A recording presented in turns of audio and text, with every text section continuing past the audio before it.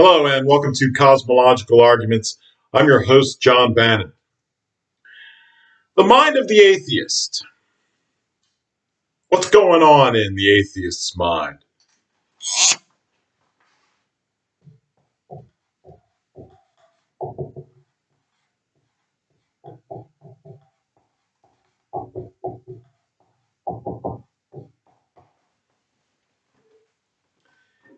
Theists have a certain perspective and a fundamental belief in God, which atheists do not share. Therefore, it's a good question to ask, what exactly is going on in the mind of atheists? Why don't they believe in God? What are they thinking? Why do they think like that? And it's a very difficult thing for a theist to understand since they don't share that perspective at all. And it's a real question mark. So it would be beneficial for a theist to understand the atheistic mindset so they understand what they're dealing with when they're arguing with them or trying to convince them that God is real. And when I say atheists, I mean non-believers, secularists, pagans, the irreligious, heathens. There's all sorts of names for atheists, agnostics. There might be slight differences in the meaning of these words, but they're all essentially people who do not believe in God or who do not believe in Jesus Christ or Islam or Judaism. So, one thing to understand about atheists is oftentimes you're dealing with people who have little or no foundation in Judeo-Christian religions or faith. They were not brought up with this understanding, and it's very foreign to them. It's not something that's easily digestible for them. It's so contrary to their way of thinking that it's not something that they'll just easily accept. Theists are often raised that way from childhood, from birth, so it's very familiar to them. Whereas with atheists who don't have that background, this is a very strange and foreign topic to them, the belief in God and Christianity or Islam. So it's very, very, very odd and strange to them, and they are very resistant to it. It's an unknown, and they're afraid of it. And so you're dealing with somebody who, generally speaking, right off the bat, doesn't understand religion, doesn't have a background in it, isn't readily believing in God. So you're going to have a lot of difficulty with them. They also, these aren't people who have gone to church or temple. These aren't people who have developed the feelings associated with faith and religion. So these are foreign topics to them. This is not the way they see the world. They have a different worldview. And it's very difficult to breach that particular worldview, that atheistic worldview, if you're a theist. For an atheist, the world is not about following the will of God or the word as spoken by Jesus Christ. The world to them is all about what can it do for them. It's all about their personal desires, what they want. It's very superficial in that sense, and it's about material things or things in their environment or their reality, their physical reality. The immaterial reality or the heavenly reality isn't a real thing to them. So it doesn't come into play in their desires and their goals in life. It's simply not a consideration. They don't believe in any of that if they even know about it to begin with. So, for the atheist, the world is about people and relationships and survival and getting what they want, and getting what makes them feel good, and that's it. That's it. Um, it's primitive and it's simple, and it's not seeking a higher uh, deity or purpose. It's very base and very simple. And it's really just that obvious. That's all it is. So, atheists don't really develop a sense of guilt or conscience like a theist would.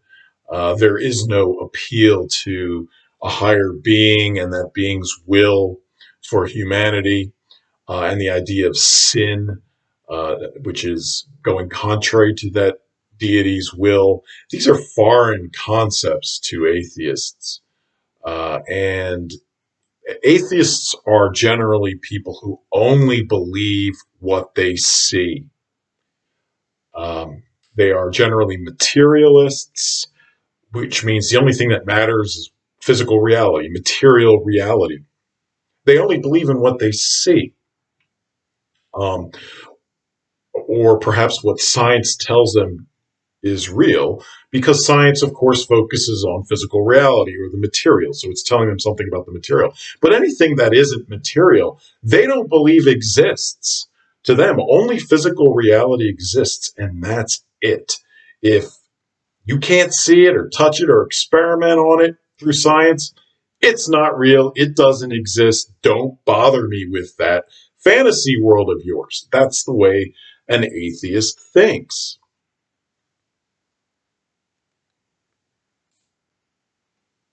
So, the atheists have a morally primitive mindset, um, and but they have a high skill at obtaining what they want through whatever means is most effective and beneficial to them personally, without any real moral considerations. The issue with morality and atheism is quite simple. Morality requires an objectively defined good, and an objectively defined evil. And theism has that in the form of God's will. God defines what is good and God defines what is evil, objectively speaking. But if you don't believe in God or in a higher moral um, decision maker, then morality becomes relative, and it's not as big a concern. And it's really just it just comes down to the atheist for whatever makes them feel good is good, and whatever makes them feel bad is bad. And that's their morality. That's their moral code, and it's a very primitive code. But that's the materialists' moral code, because they're literally to them there is nothing else that's real that matters. So, because atheists are materialists, they only believe in what they see. You can't see God, so they don't believe God exists. So they'll just say, "Look, there's no evidence for God. I don't believe God exists. Show me God."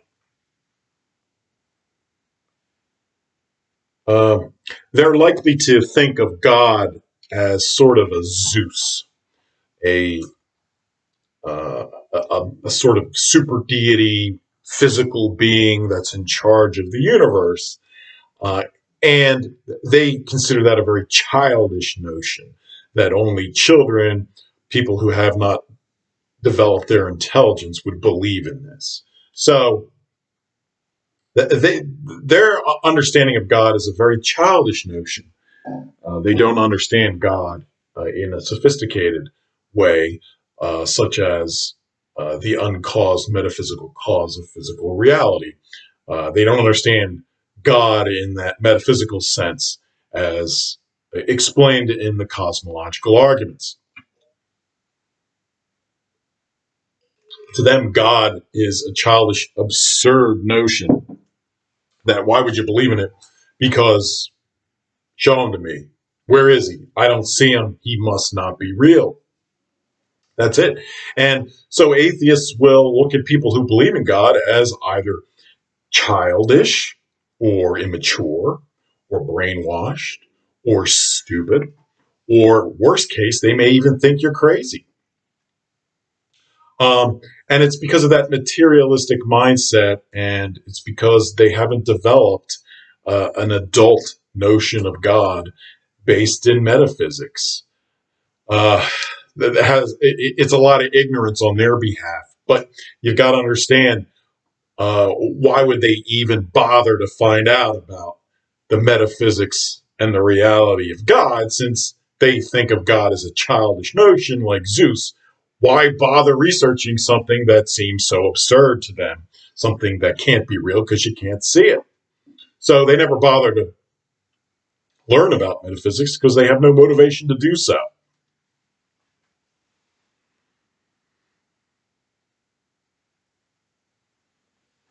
Uh, Atheists think all that exists is physical reality. If you're not part of physical reality, you don't exist.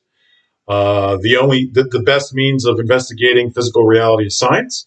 So unless science tells us something is real, as an atheist, the atheist isn't going to believe it. And science, of course, cannot prove the existence of God because God is metaphysical. God is beyond science. Therefore, the atheist isn't going to believe it because science has nothing to say about God. If you ask atheists questions about, well, why does the universe exist, or why does physical reality exist? Doesn't that mean there's an uncaused metaphysical God? They're going to say no, and then they'll say, well, science hasn't figured that out yet, and someday it will. It's basically a blind faith and belief that science can answer every question. And then when you confront them with the fact that science has limits and it can't answer the question of what is the ultimate cause of physical reality, they simply ignore it because they're not going to believe in God regardless of what you say. To them, God is an absurd notion, and they are not going to believe it.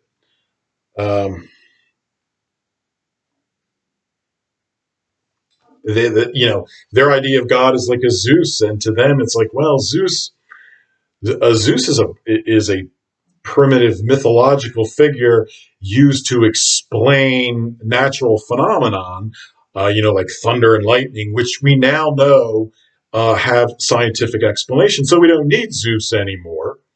So why would you believe in Zeus today? And that's how they equate God. They don't see God as a metaphysical being, uncaused being. They think of him as Zeus. So and then they're just as easily to say to themselves, well, Zeus had to have a creator too. So who created Zeus? Who's the ultimate God? So it's very dismissive of the whole notion of God. And it's mostly because atheists have a very childish notion of God.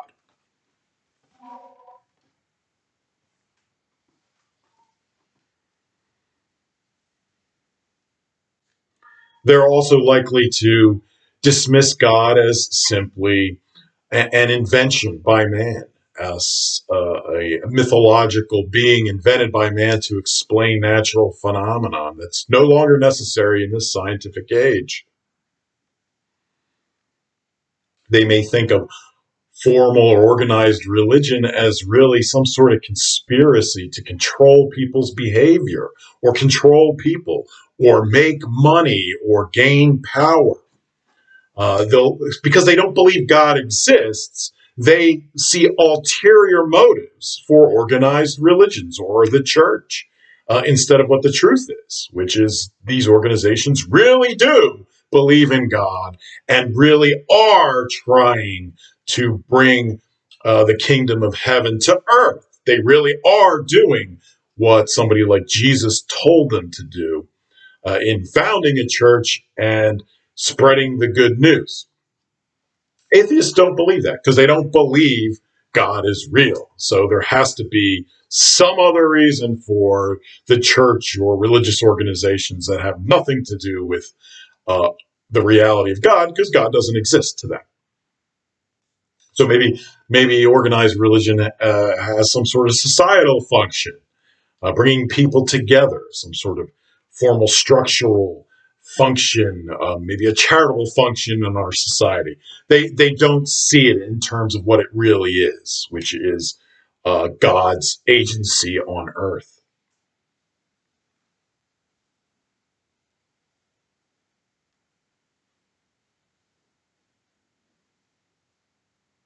So with atheists, given the notion they have of God as an absurd proposition, you have very little chance of convincing them that God exists. Uh, to it's really almost a complete lost cause. The best you can do, maybe, is if an atheist once had a religious background, you might be able to get them to revert back to theism, convincing them that God is real, for instance, using the cosmological arguments, perhaps. But um, for the most part, atheists are a lost cause, and knowing the arguments for why God is real are really mostly valuable in preventing people from becoming atheists, preventing theists from turning into atheists. That's the real point of the cosmological arguments, is to defend and protect theists. It's not to convert atheists, because even though it could do that, it's very likely to happen when you think about the atheist's mindset. The atheists they've so deeply buried the notion of God as a childish, absurd belief that getting them to dig that notion out and make it real is a monumental task. And good luck with it if you're going to try it. Mostly, I think atheists simply want to keep theists off their back. Atheists know that theists have a well-defined moral code, and of course, atheists don't follow that moral code, so they're sinners. They're massive sinners, and that atheists know that that puts theists off from them, and theists will judge them and discriminate against them because of their morally bad behavior, and this is a big reason why atheists, for the most part, don't publicize the fact that they're atheists, because they know there's going to be a backlash, an unpleasant one from theists, from people who believe in God. So they generally keep it to themselves, perhaps hide the fact that they are atheists or agnostics, and just basically try to ignore the whole situation and keep the theists off their backs. So if you engage atheists, you're going to get a defensive reaction, generally speaking. And their goal is really to push the theist away. You're not going to convince them God is real. What they just want to do is have the theist stop um, harassing them or trying to judge their bad behavior. So what they'll do is they'll argue why God isn't real, and to try to scare you away, to try to scare the theists away from arguing with them. Uh, and that way they get rid of the theist that way. They may just simply lie to the theist any which way they can, try to scare the theist away or convince the theist that there is no God, and to self-justify their own behavior.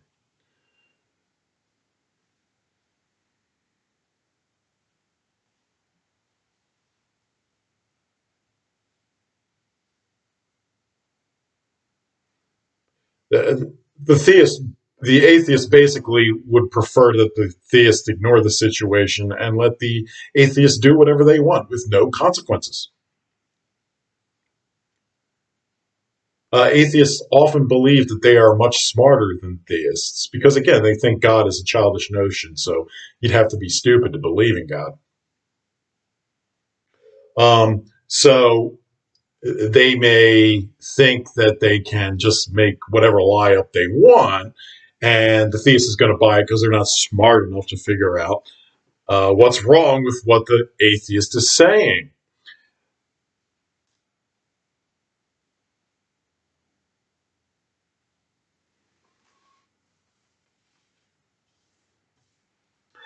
Atheists don't believe in life after death. And it's for a very simple reason, because they don't see any evidence of it. People don't come back from the dead. Uh, Once they're dead, they get put in the ground. You never see them again. So, and when you think about it, why should you come back to life anyway? Um, Evolution doesn't need you to come back to life. So you're dead, and that's all there is to it. So, from the atheist perspective, there's no reason to believe in life after death, and that's just wishful thinking to them. They think they've simply accepted the truth that there is no life after death, and why would you believe there was?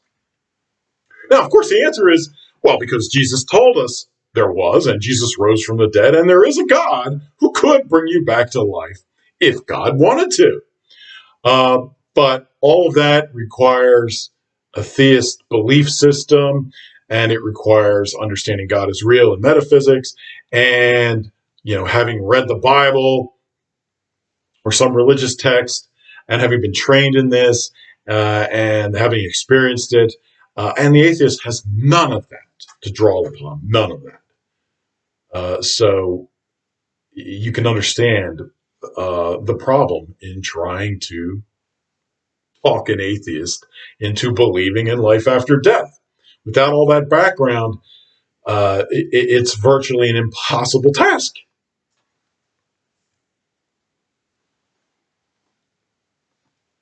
So with atheists, you'll often find that they're very disingenuous, and they simply want the theists to leave them alone, or um, to not hold them to their bad behavior with consequences.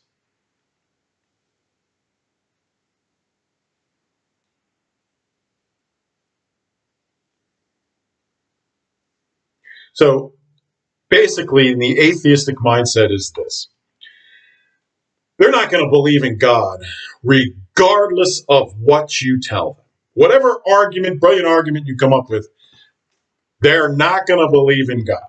They don't have the background necessary for that belief system to grow. So you're really up against the wall trying to convert an atheist to theism.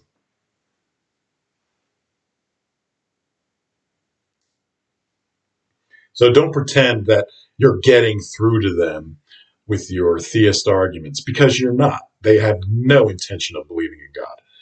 And without a willingness to believe in God, you have no chance of convincing them that God is real. And all they're really doing is trying to uh, ruin your belief in God, or make you go away and stop bothering them. So again, it's much more important to prevent theists from turning into atheists than it is to turn atheists into theists. Your odds are much, much, much better of keeping a theist from turning into an atheist than from turning an atheist into a theist. That's virtually impossible. Again, with the exception of atheists who revert back to a prior theist belief, you have a much better chance there. But a stone cold atheist who never had any religious background, your odds of converting them to theism are very, very tiny.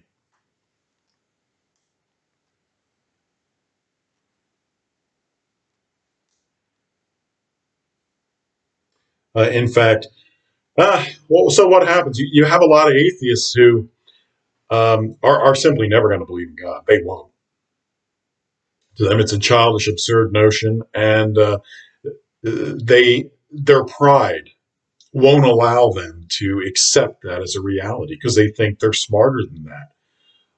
And as a consequence, a lot of theists simply accept that fact about atheists, and they sort of come to a peace accord where the theist says, look, maybe someday you'll believe in God or you'll believe in theology, but in the meantime, let's work together so that we can have both um, mutually beneficial relationships. And they leave it at that. So it ends up being sort of a don't ask, don't tell policy. If you're an atheist, don't tell us. We won't ask, but we'll work together so we can both um, get a mutually beneficial end. And the atheist goes along with this because they have nothing to lose since they're going to benefit from the relationship, so they don't care. Plus, they don't have much intellectual respect for the theist anyway. They think the theists are dumb and easily manipulated. So they're not threatened by that sort of relationship anyway. So you may see that happen. Uh,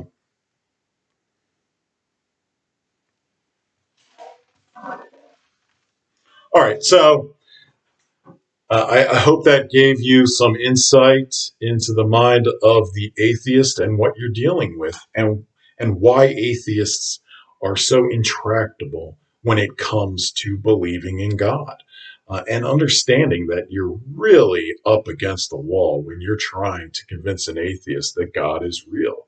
Um, you're better off trying to keep theists from becoming atheists. So I hope you learned something, and good luck and take care.